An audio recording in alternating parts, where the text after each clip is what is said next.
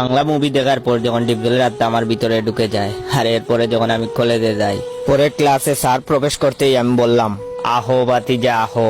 তখন স্যার বললেন, তুই জানিস না আমি একজন টিচার? তখন আমি বললাম, তুই কি আমারে ফুটপাতের মাস্তান ভাবছস? তখন স্যার বললেন, বেয়াদব। আমি বললাম, তোর মরণের চুলকানি উঠছে রে, আমি তোরে মলম লাগাইয়া দিমু। তখন স্যার বললেন, তুই কি চাস? তখন আমি বললাম, তোর কিছুই দিতে হবে না, প্যান্ট খুল। স্যার বললেন, তুই কে? আমি বললাম, তুই আমার পরিচয় পাইলে খাড়া হইয়া মুইতা দিবি, বহনের টাইম পাবি না। স্যার বললেন, শট আপ বেয়াদব। আমি বললাম, শিল মাইরা দিমু রে, শিল মাইরা দিমু। স্যার বললেন, ফাজিল একটা। আমি বললাম, আয় জায়গা পাট খেতে।